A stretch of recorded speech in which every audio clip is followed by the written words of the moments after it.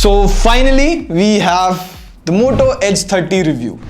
I know. You guys have been asking for this review for a long time and we took our time to review this. I used it as a primary device for 30 days. So I can have a practical review for you. The details, the goods, the bads, you would notice while you use the Moto Edge 30. And now I can answer the question. If you have 27,999, should you buy the Moto Edge 30? Does it have the edge? Well, this is Prateek, and after using it for a month, I would say it is one of the best smartphone launches of 2022. Now, for specs and all, here's the unboxing video. You can watch that. And first, let's go with things I liked about the phone. Well, display. Now, see, the phone is named Slimmest 5G phone, and trust me, you use this phone, it weighs like 155 grams, and like literally every other phone starts feeling heavy after this. And it's slim, but it's actually a big phone. This is a 6.5-inch 144Hz display, and you have to use two hands. It's not one-handed. But the media experience is beautiful. Like, I was watching Narcos on Netflix, and it was beautiful. Not Pablo, but the display. Easy, one of the best displays in this range. Now, you do get stereo speakers, and it's the loudest in this price range. But what I noticed is, if you're watching a movie, the back panel doesn't vibrate that much. But if you're listening to songs or you are at 100% volume, then yes, the vibration in the back panel is a bit much. But one interesting thing that I noticed is, by default, the display refresh rate is auto. And if you see here in auto mode, it goes maximum only until 120 Hz. So if you have to use at 144 Hz, you will have to force here in display settings at 144 Hz. And most of the time you see here on the home page, it is at 90 Hz, and surprisingly, if I open YouTube, it is on 120 Hz. So although the display is 144 Hz, but most of the time it runs at 90 Hz, and hence it gets really good battery life, which is the second point. Like, it might sound Moto Edge 30 has 4020 mAh battery, which you will be like, what? That's too less. No. Like, I've been using this watch with my phone and it uses GPS signal, plus you get notifications on the watch. So the app is running 24/7 in the background. I've also been watching videos daily for about 3 to 4 hours. And even after that, I've been getting 5 hours of screen on time. Some days even 5.5 hours. So you might think it's too less, but the optimization, the smart refresh rate makes it really good. Unless you're gaming a lot. If you game for 2 to 3 hours a day, then the battery life is less. And what's also good is the camera. Like this year, you get a 50 megapixel OIS camera and a 50 megapixel ultra wide angle camera. Like, OIS 50 megapixel ultra wide is a big upgrade from last year. And surprisingly, OIS works really well. Like, these photos I took at night. And this one, if you zoom in on the text is proper readable, and this bike one as well, you can read Royal Enfield. So the low light photos look bright. However, the noise control could have been better. Like in these photos, the sky still looks noisy. And a good thing is, like, see here, I am in low light conditions, and as soon as I open the camera, it says auto night vision is on, and you get this symbol over here. And when I click the photo, it automatically switches to night mode. Now, the ultra wide angle camera usually in this price range is okay-ish, but here it's good. See, this photo I took at night, and if you zoom in, proper sharp, usable photos. Now, you can also use the same ultra wide angle camera for macro photos, but the macro photos came out okay-ish. Like, it doesn't feel 50 megapixel sharp. Now, the camera processing and all of that, we'll get to it in just a moment.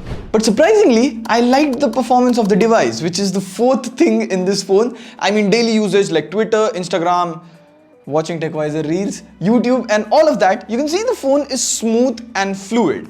But for a 28,000 phone, you will play games. Like, see here, I play BGMI usually every day for like 1 hour or half an hour just to relax.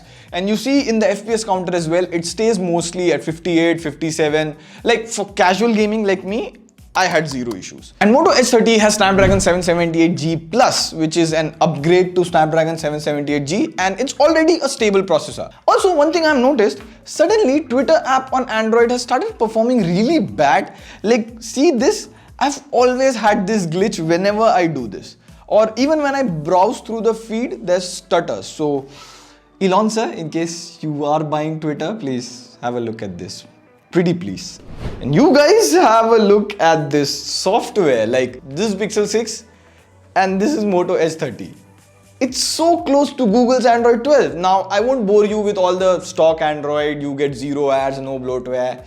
none of that. But a couple of things I noticed on daily usage. Number one, people complain about Moto's lack of always on display, but I love this ambient display. So see here, I have this WhatsApp message and I can quickly read the message from the ambient display, and if it's not that important, I can just mark as read or dismiss it. And the point is, it kind of avoids unnecessary unlocking your phone and then using it. Number two, now I didn't use the entire using your phone as a laptop feature, but I did use the Ready for Assistant app, because see here, sending data from your phone to laptop is just drag and drop and really seamless. So just to test how fast Ready for is, we'll be sending a 1 GB file from here to my Windows laptop and from the iPhone to the MacBook Air M1 using AirDrop. Oh, 2%, 3%, 4%, and this is like running like, this is almost 50% done. And that is done. And this is still on 24, 26, 27. So it completed like 30 seconds later, but I have noticed the further you move away from the Wi-Fi router, the speed decreases. And that brings me to the things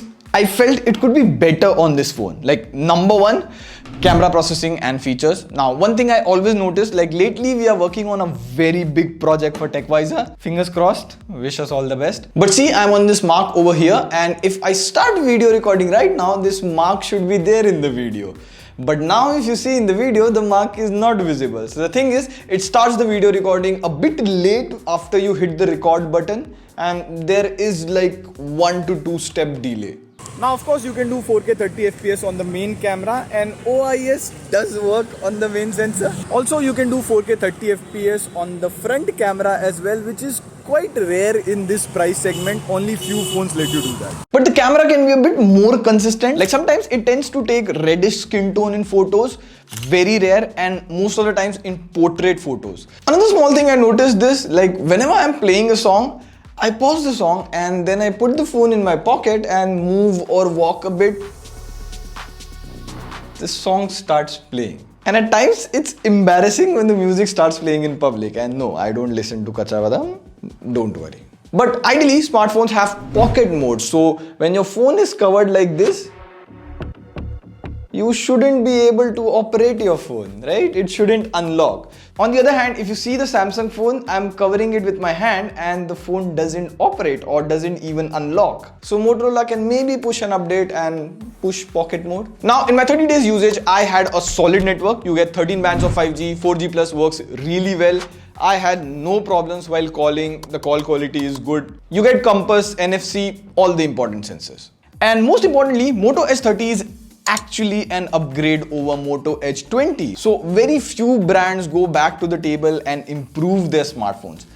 The only thing that is concerning is software updates. Like we asked you guys in this previous video. So Moto users, comment and let me know the status of software updates on your Moto phones. And you guys really helped. So as per Team TW, Motorola has provided Android 12 updates to most of the Edge series phones except Moto H20 Fusion, it's in beta, and the budget Moto G40 and G60 series. They do receive security updates but no Android 12. So they have improved on the software update, but the update situation can still be better.